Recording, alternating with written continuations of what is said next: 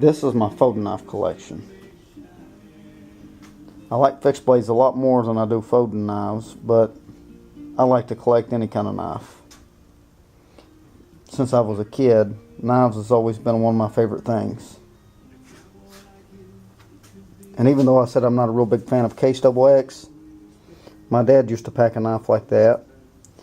And he skinned every deer, gutted every deer he ever killed with it.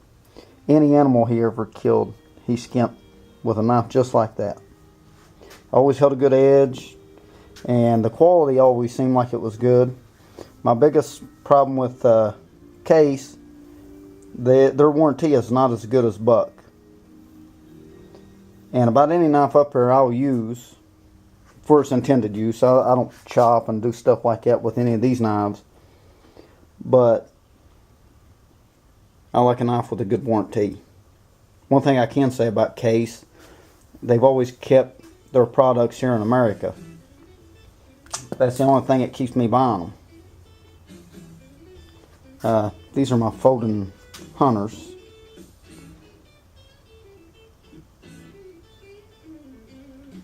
Then I got the Uncle Henry lock blade and the Schrade Crimshaw lock blade.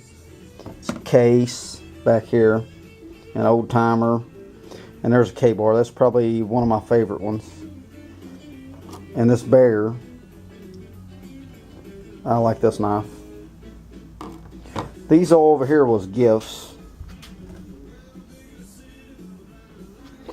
I keep a little piece of paper in them that shows where I got them from. That was given to me by my cousin Terry, Christmas 2010. This is a knife my dad gave me back in 1993. I packed this for most of my teenage years. One of the best knives I ever owned.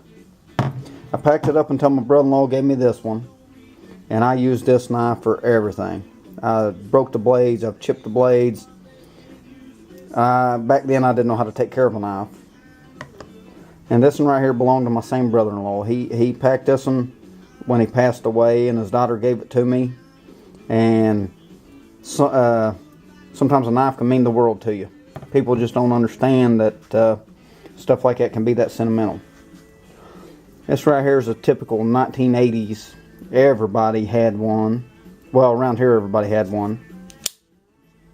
This one's slightly bigger than most of them I seen back in the 80s.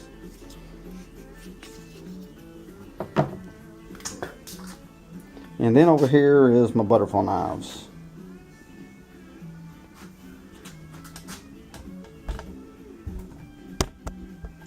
Through the 80s, I always wanted one of these. That was my dream back in the 80s. I don't know if everybody in the 80s wanted one of these as badly as I did, but that's what I always wanted. Then after I got to be an adult, I finally upgraded to the Benchmade.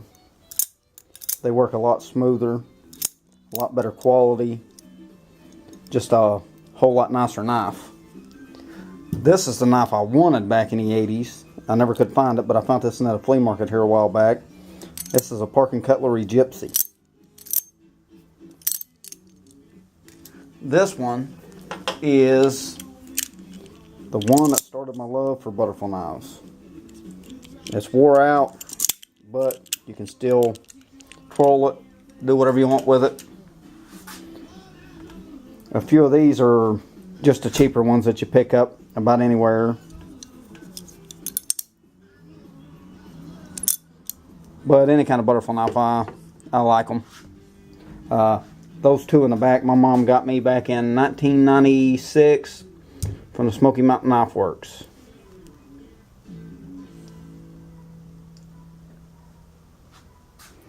This over here is my Buck collection of pocket knives. I love Buck knives, but I buy mostly fixed blade when I buy Buck. I like the 110s. This is probably my oldest 110. It looks like a 1980s knife. This one I won from Buck. So this knife was free.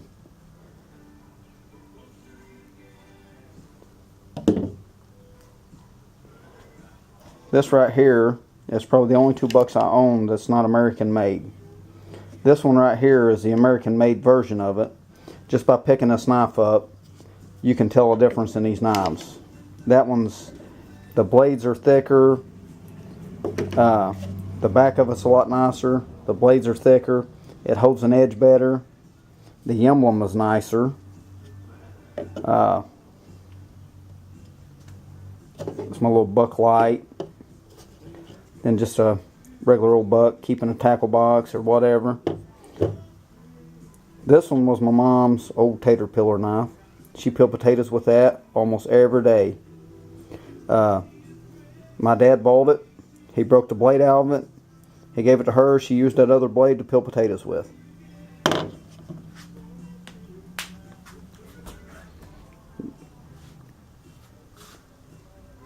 Now, I know there's a lot more impressive knife collections, but everybody starts somewhere.